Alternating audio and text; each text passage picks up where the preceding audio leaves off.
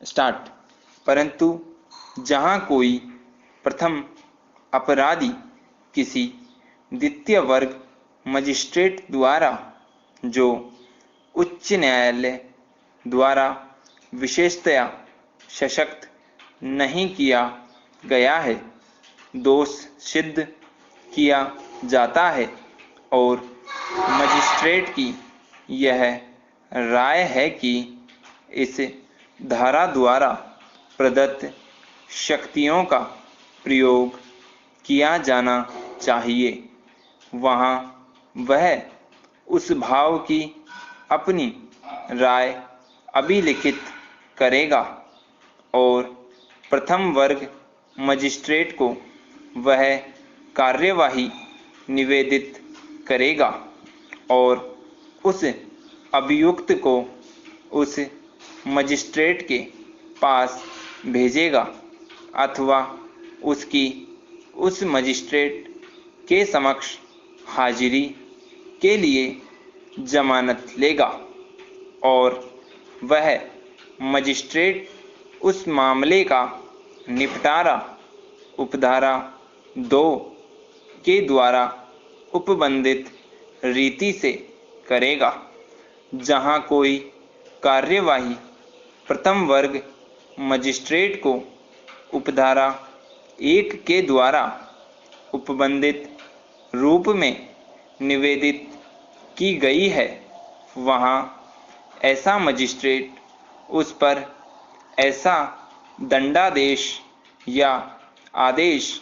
दे सकता है जैसा यदि मामला मूलतः उसके द्वारा सुना गया होता तो वह दे सकता है, और यदि वह किसी प्रश्न पर अतिरिक्त जांच या अतिरिक्त साक्ष्य आवश्यक समझता है तो वह स्वयं ऐसी जांच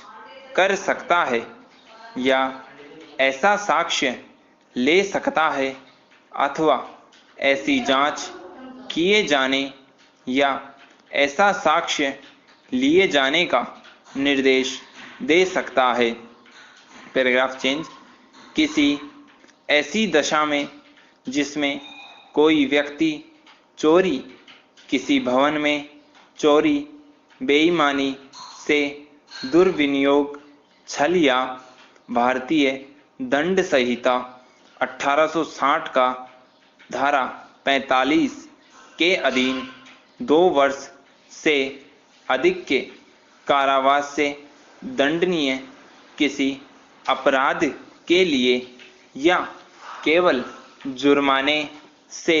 दंडनीय किसी अपराध के लिए दोष सिद्ध किया जाता है और उसके विरुद्ध कोई पूर्व दोष सिद्ध साबित नहीं की गई है, यदि वह न्यायालय जिसके समक्ष वह ऐसे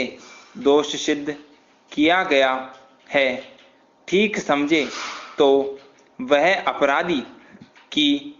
आयु, शील, पूर्ववर्त या शारीरिक या मानसिक दशा को